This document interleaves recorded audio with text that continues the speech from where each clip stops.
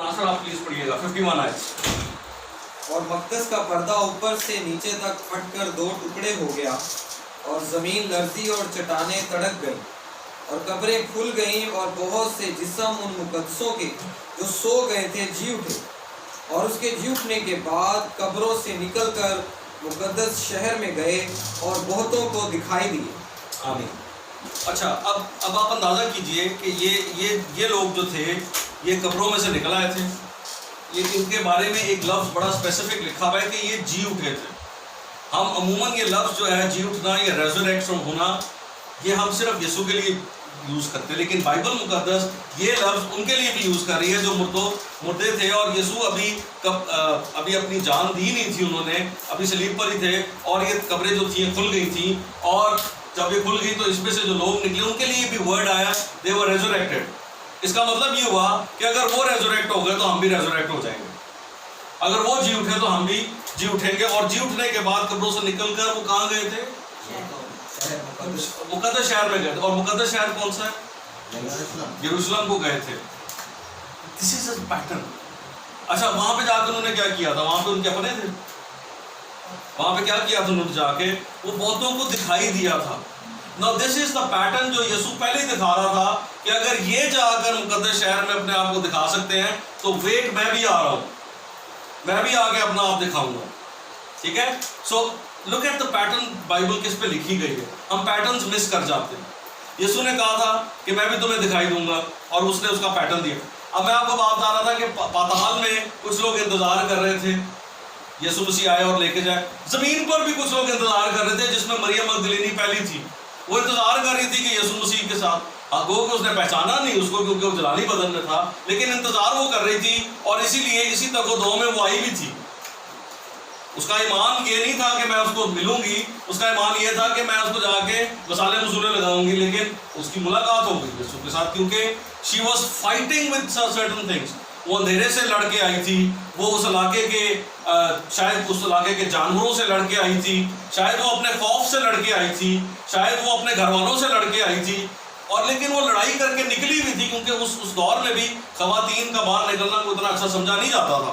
तो रात के पहरों में उठ के आई थी और उठ के आके उसने हर चीज पर गलबा हासिल करके यीशु को मिलना चाहा था। इसी तरह वह यीशु से मुलाकात सिर्फ उसी की हो सकती है जो हर चीज पर गलबा हासिल करके आगे बढ़ता है और यीशु से मुलाकात कर सकता है। ओके, आसमान पर भी कुछ लोग इंतजार कर रहे थे यीशु का। पाताल में भी कर रहे थे, जमीन पर भी कर रहे थे, आसमान पर भी कर रहे थे। आसमान पे वो फरिश्ते जो सराफीम कहलाते हैं, जिनके 6 पर हैं, जो खुदा बाप के तख्त के आगे खड़े कदूस कदूस कदूस कहते हैं, they were waiting for Jesus as well. क्योंकि उनके बारे में दाऊद को दिखाया गया था सबूत 24 में कि जब यीशु मसीह अपना ही खून लेकर खुदा बाप के तख्त के सामने आएंगे तब उनको कहा जाएगा ऊंचे करो सिर दरवाजे, ऊंचे हो सरदारो, और जान जलालदार बादशाह आवे सिर दर ऊंचे करो। It was the first time and the last time कि उन सराफीमों को ये मौका मिला कि वो अपने खालिक बादशाह को देख सके। So they were waiting for that time कि उन्होंने अब वो खोल के देखना है, सराफीम खोल के देख सकते हैं, अपने पर खोल के देख सकते हैं। और 2 पर उन्होंने खोले थे और अपने मालिक को देखा था और उसके बाद अब तक वो दोबारा से खोल नहीं पाए अपने पर क्योंकि उनको इजाज़त नहीं थी। तो वो भी इंतजार कर रहे थे, उनकी भी खुशी थी कि वो भी अपने मालिक को देखें। सो देखो किस लेवल के ऊपर हर जगह पर इंतजार हो रहा था यीशु के कहा कि वो आएगा और हमें उसका दीदार मिलेगा या हमें रिहाई मिलेगी या हम लोगों को यीशु से मुलाकात का शर्फ हासिल होगा। They were waiting, it was a pattern, क्योंकि ये पैटर्न दिया गया था हमें। ओके, एक पैटर्न मैं आज आपको और देता हूँ। अगर आप मेरे साथ निकालिए यूहन्ना की इंजील, उसका 12वां बाब, उसकी 32वीं आयत, और ये यीशु के खुद के अल्फाज है। यूहन्ना की इंजील उसका 12वां बाब, उसकी 32वीं आयत लिखा है, और मैं अगर जमीन से ऊंचे पर चढ़ाया जाऊंगा तो सबको अपने पास खींचूंगा। When I be lifted up from the earth, I will draw all men to me. और मैं अगर जमीन से ऊंचे पर चढ़ाया जाऊंगा, 2 हिस्से इस आयत के हैं। और मैं अगर जमीन से ऊंचे पर चढ़ाया जाऊंगा तो सबको अपने पास खींचूंगा। अगर का मतलब ये नहीं है कि मैं अगर यीशु शाक में था, अगर का मतलब है जब मैं, अगर तो हम लोग इस्तेमाल करते हैं, यीशु अगर इस्तेमाल नहीं कर सकता था। इंग्लिश में है when I be lifted up, so जमीन से ऊंचे पर चढ़ाया जाऊंगा। क्या मतलब है? किस जगह पर? पहली चीज, ये भी एक पैटर्न है, मैं आपको बता रहा हूँ। यीशु ने जब एक बात की थी तो ये 3 दर्जों में बात की थी। पहली बात उसने की थी, when I be lifted up, मतलब मैं सलीब पर उठाया जाऊंगा तो मैं तुम्हें भी अपने पास खींच लूंगा। दूसरी चीज, जब मैं मुर्दों में से उठाया जाऊंगा तो मैं तुम्हें अपने पास खींच लूंगा। और तीसरी बात, जब मैं आसमान पर उठाया जाऊंगा तो तुम्हें भी अपने पास। और ये बड़ी उम्मीद है मुझे, और ये 3 बड़े स्टेप हैं, यानी क्रूसिफिक्शन, रेजरेक्शन एंड असेंशन। मसलूबियत, मुर्दों में से जलाया जाना और आसमान पर उठाया जाना, यही हमारी उम्मीद है। अच्छा, अब इस इन्हीं तीनों चीज़ों को अगर आप थोड़ा सा रिवर्स करके समझ लें, यानी crucifixion, resurrection and ascension. Crucifixion, resurrection, ascension. आखिरी दफा बोल रहा हूँ, क्रूसिफिक्शन, रेजरेक्शन, असेंशन। इसको उल्टा करके दो, पहले क्या आएगा? Ascension, resurrection, crucifixion. अब इसके जरा इनिशियल ले लीजिए। असेंशन ए से शुरू होता है, रेजरेक्शन आर से शुरू होता है, क्रूसिफिक्शन सी से शुरू होता है। अगर आप इसको उल्टा करके पढ़ेंगे तो ये बनेगा ARC, आर्क। आर्क समझते क्या है? एक मैथमेटिकल टर्म है, इसका मतलब होता है पैटर्न, मदार इसको कहते हैं। जैसे दुनिया अपने मदार पे चलती है, जैसे सियारे अपने मदार पे चलते हैं, ऑर्बिट जिसको कहा जाता है, दिस इज एन ऑर्बिट। और अगर आप इस बात को समझ लें तो फिर आप मसीह से मुलाकात कर सकते हैं, अगर आप इस पैटर्न को समझ लें। इस पैटर्न को समझने के लिए रोमियो 6 बाब की 4 आयत में आना पड़ेगा, ताकि हम इस पैटर्न को समझ सकें कि यीशु से मुलाकात करें। क्रूसिफिक्शन, रेजरेक्शन, असेंशन, इन 3 चीज़ों को समझना है हमें। तो रोमियो उसका 6 बाब उसकी 4 आयत, नासिर आप प्लीज पढ़ दीजिए। रोमियो उसका 6 बाब उसकी 4 आयत। बस मौत में शामिल होने के बपतिस्मा के वसीला से हम उसके साथ दफन हुए, ताकि जिस तरह मसीह बाप के जलाल के वसीला से मुर्दों में से जलाया गया, उसी तरह हम भी नई जिंदगी में चले। आमीन। सो 3 थिंग्स, क्रूसिफिक्शन, रेजरेक्शन, असेंशन। इसी आयत में 3 चीज़ें मिलती हैं। मौत, हम उसके मौत के साथ, उसके मौत में शामिल भी हुए, फिर उसके साथ दफन भी हुए, और फिर उसके साथ जलाए भी जाएंगे। दिस इज अ पैटर्न, और ये हम कर चुके हैं।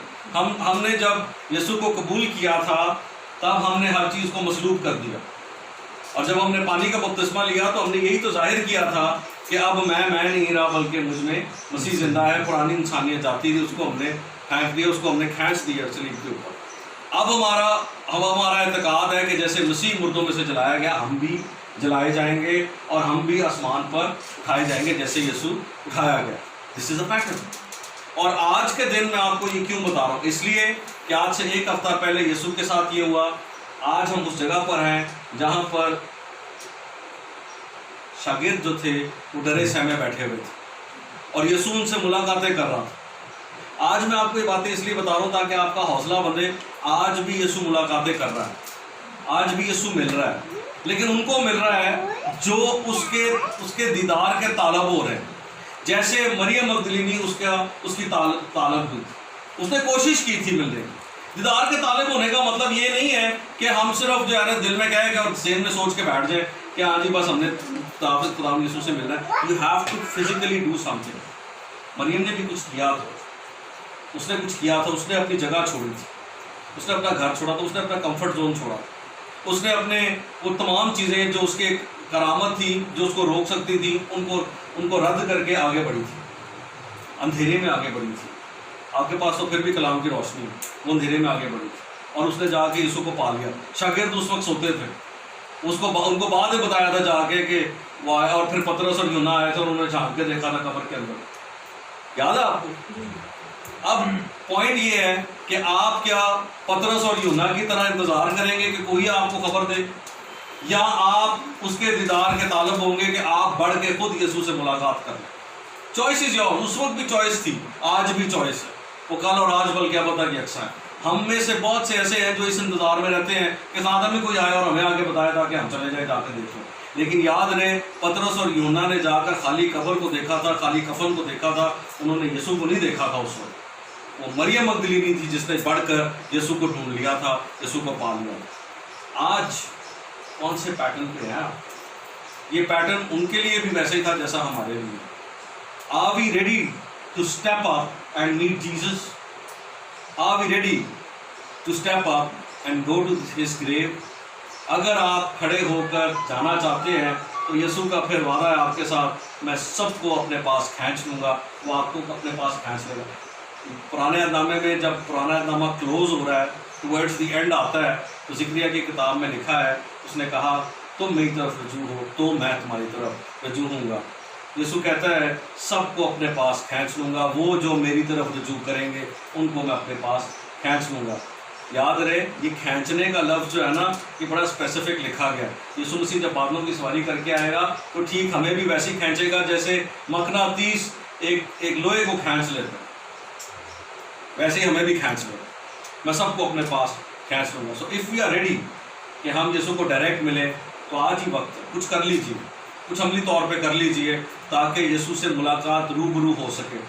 वरना सेकंड स्टेप पे चले जाएंगे, आपको कोई ना कोई आगे खबर देगा और फिर आप जाके यीशु को तो नहीं देख पाएंगे, लेकिन उसकी खाली कब्र को और उसके कफन को देख के आप खुश हो जाएंगे। सो अपना लेवल खुद डिसाइड कीजिए कि आपने क्या करना है और उसके मुताबिक काम कीजिए। आज ये चैलेंज लेके जाइए कि आप कौन से लेवल के ऊपर यीशु से मुलाकात करना चाहते हैं। क्या मरियम मगदलीनी के लेवल पे? और अगर करना चाहते हैं तो फिर आपको अपने कंफर्ट जोन से बाहर निकलना पड़ेगा, फिर आपको अपने आराम की जगह से बाहर निकलना पड़ेगा और फाइट करना पड़ेगा, अपने आप से फाइट करना पड़ेगा, अपनों से फाइट करना पड़ेगा, अपने सर्कमस्टांसेस से फाइट करना पड़ेगा, अपनी सिचुएशन से फाइट करना पड़ेगा, अपने हालात से फाइट करना और चीरते हुए जाना पड़ेगा और फिर यीशु से मुलाकात हो जाएगी। लेकिन अगर आप अपनी जगहों पे बैठे रहे और इनसे इंतजार में रहे कि कोई खबर हमारे पास लेकर आए, तो फिर आप सेकंड स्टेप पे आ जाएंगे, जैसे पतरस और यूहन्ना। So it is up to you. उनके पास भी चॉइस थी, आपके पास भी चॉइस है। यीशु तब भी चॉइस देता है, यीशु आज भी चॉइस देता है। आप चाहें तो उसको रोक लें और रोक के उससे मुलाकात करें, पर आप चाहें तो उसको जाने दें और किसी और के थ्रू आप खबर पहुँचे कि यीशु आया था और यीशु अब चला गया है। आइए अपने सरों को झुकाएं, अपनी आंखों को बंद करें और आज हम खुदा से कहेंगे कि खुदावंदा